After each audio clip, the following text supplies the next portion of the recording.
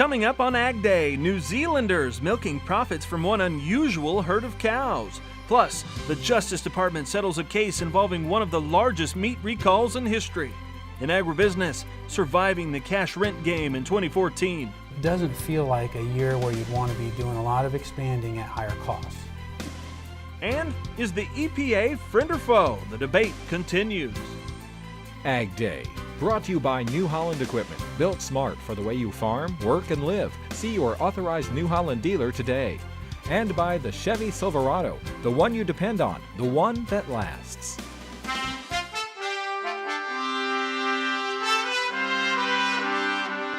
Good Monday morning. I hope the holiday treated you well. 3 letters, EPA. It can strike fear and frustration in some businesses, including some in agriculture. But is it warranted? That's a question we're looking at in our top story on Ag Day. The Environmental Protection Agency has come under fire in recent years for proposed rules and regulations that could impact farmers and ranchers. It's the agency's job to protect air, land, and water, but do their regulatory measures impede on producers? National reporter Tyne Morgan looks at the debate.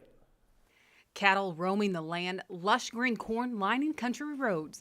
This is the picture of American agriculture, a picture the Environmental Protection Agency tells us they want to not only stay, but to be even more efficient in the future. We at EPA really want to partner with them to get to the common goals that we all share: cleaner air, cleaner water, cleaner land.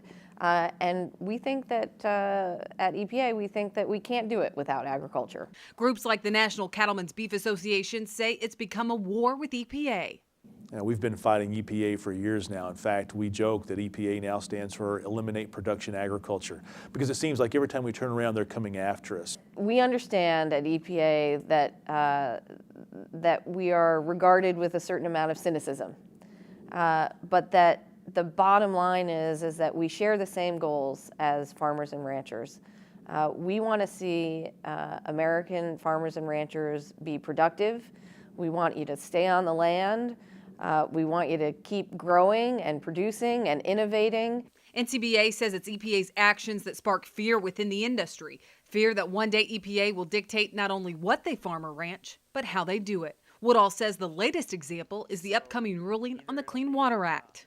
And now we are worried about their effort to try to once again redefine what is a water of the United States by taking the term navigable out of that definition. He says whether that be an in-ground stock tank or even a dry stream, those bodies of water would be deemed a water of the U.S. And once that happens, he says it becomes under the jurisdiction of EPA. Be a huge land grab, because basically if this moves forward, producers will have to file for a permit from the EPA in order to use that body of water and the land around it. While I do understand that that folks are concerned that that EPA not overreach its jurisdictional boundaries on waters of the U.S., what we think is that there's been a lot of confusion in this area, and what EPA really is intending to do is provide some clarification in this area. Biddleman says once the ruling is released, there will be a comment period where producers have time to voice their concerns. In the meantime, the existing agricultural exemptions under the law still exist, and we expect will continue to exist. Biddleman says despite the vocal concerns from various ag groups, EPA's in the business to help farmers succeed. A whole host of folks that actually want to help agriculture stay on the land, keep doing what they're doing, keep doing what they love, and keep improving what they do. Reporting for Ag Day, I'm Tyne Morgan. From the update file, the government has settled the case that stems from the largest meat recall in U.S. history. The Justice Department announced Wednesday that it reached a $155 million settlement with the Westland Hallmark Company of Chino, California. That company was accused of processing downer cattle whose meat was used in the National School Lunch Program. The nationwide recall totaled 143 million pounds of beef.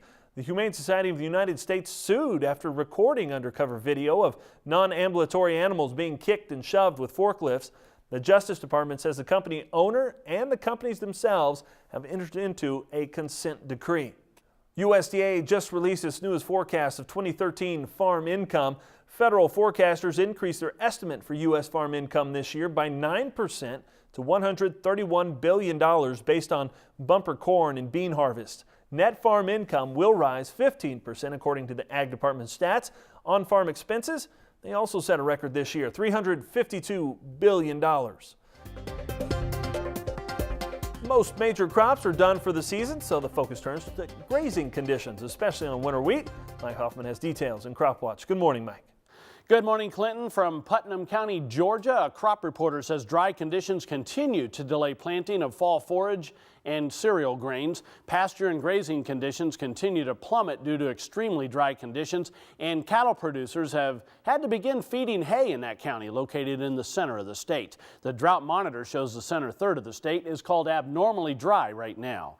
And from Curry County, New Mexico, a crop reporter says irrigated wheat condition is good, but dryland fields are in need of moisture. Grazing on irrigated fields is increasing daily, but it appears many of the non-irrigated wheat pastures are not getting a good route to allow for grazing.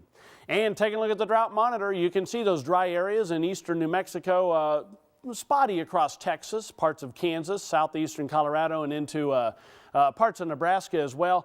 And you can see the dry areas continue to get worse in California, Nevada, parts of Oregon, and Idaho. I'll have my forecast for the week coming up in a few minutes. Machinery Pete is brought to you by John Deere and your local John Deere dealer. Nothing runs like a Deere. It's Monday morning, and that means Machinery Pete checks in from his offices in Minnesota. Today he talks about farmers looking for some end-of-year purchases. The last 11 years I've seen auction prices on farm machinery go up in November. Why? Well, no secret there. Farmers just looking for last-minute tax deductions. Now at the start of this November, I really wondered if we'd see this same trend continue. After all, we're looking at $4 corn, not $7 corn.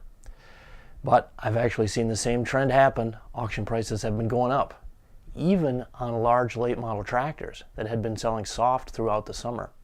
Now here's two examples for you. This 2012 John Deere 8360R with 650 hours sold for $241,000 on a farm auction November 18th in south central Kansas. A previous high price that I'd seen, $233,000. And on November 26th, I covered a farm auction in west central Minnesota where this 2011 Case IH 535 quad track with 874 hours sold for $257,500. Now standing there at the auction, I really didn't think it would get up to $250,000. But again, auction prices going up here in November. What's going to happen in December? Stay tuned. Thanks, Greg. Until next week, you can stay up to date with Machinery Pete by following him on Twitter or liking him on Facebook. He's also featured every week on AgriTalk and agweb.com. Up next, we're taking a look at surviving the cash rents market in 2014, and later, the cheese is winning awards, but it's the herd that's turning heads, an unusual dairy farm in New Zealand later on in the country. You're watching Ag Day Television with host Clinton Griffiths, Farm Director Al Pell, National Reporter Tyne Morgan, and meteorologist Mike Hoffman. Ag Day, the country experience.